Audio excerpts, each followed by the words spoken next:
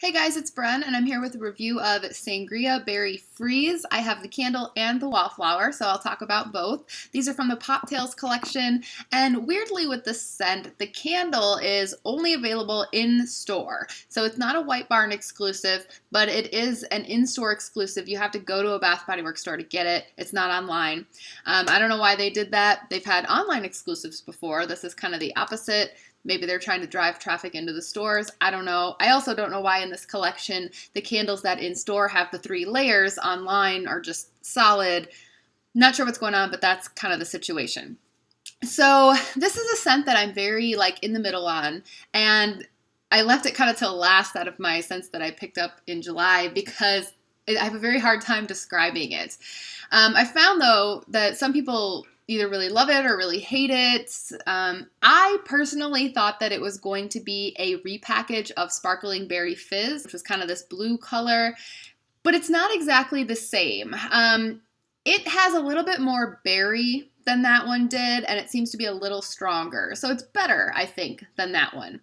The notes are: indulge in a fruit-filled blend of strawberries, boysenberries, and sparkling white wine. I think with this one, I get more boysenberries than strawberries, or like a darker berry scent. It's not really like a strawberry scent to me, but it's not a pure berry scent at all. There's definitely other things there. And that's where I get to being like, I'm not sure that I love it. I think I would enjoy more of a pure berry scent than I do this. And I was trying to figure out if it's the white wine note that's kind of throwing it off a little bit. I've heard some people say they think this is chemically. I don't know if I would describe it as chemically, but there's definitely something taking away from the berries there. And it's almost like a sourness. Now, the description on the bottom, strawberries, boysenberries, white wine, is the same on the Wallflower. It's the same online. It's the same on the little recipe that you see at the top. But something I noticed when I was in the store is that on the Wallflower's display, this scent was described as being strawberries, a lime twist, and white wine. And that was interesting to me because I definitely do get something very tart and bitter. And the lime thing made sense to me. I think I'm getting that here. It's almost like you have berries, but then you have, and the berries are sweet, but then imagine like an actual bowl of berries that you put like a freshly squeezed lime juice on or lime zest. It kind of throws it off a little bit. Like I said, it's sweetness. There's sweetness from the berries, but then there's tartness and then there's bitterness too. And as far as the wine, I don't know.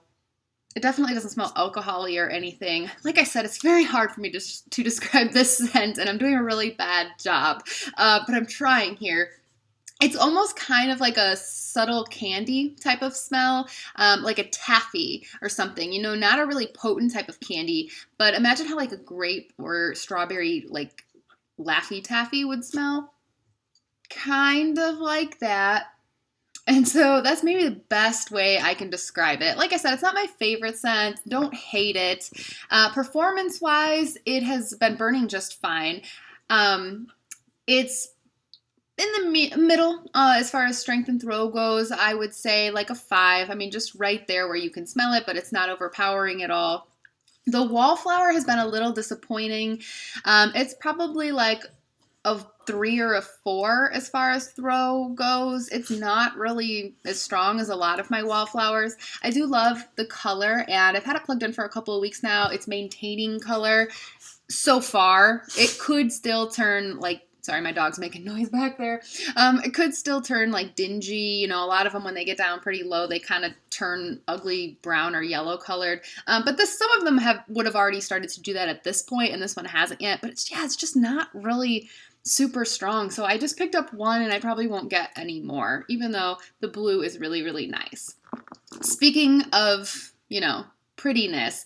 The reason I haven't burned this down too far, and I've probably burned it a good like 5 times, I'm trying not to burn past the first layer, really, because I love the way that it looks. I mean, it's a gorgeous candle. It's so pretty, and I probably, even if I didn't like the scent, would have picked one up and kept it just because purple's my favorite color. It matches my outfit today, and I like having this one on display.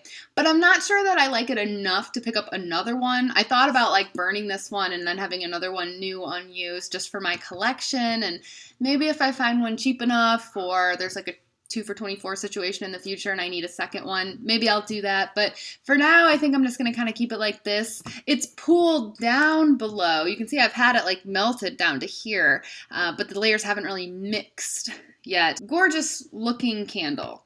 But yeah, like I said, I'm on the fence as far as the scent goes. I wish I could have described it better for you. This was not my strongest review, but that's kind of what I think about it. And so if you're wondering if you should actually go to the store and check it out, why not, right? But yeah, weirdly, the weirdest thing about this one for me was seeing that sign that noted the lime and it really clicking and being like, yes, I do smell that, since it's not really in their official description, but I think it is in there. Anyway, I will be back, I'm sure, and I can't believe it's already halfway through July. We're going to have the vineyard collection soon, so I will see you all later.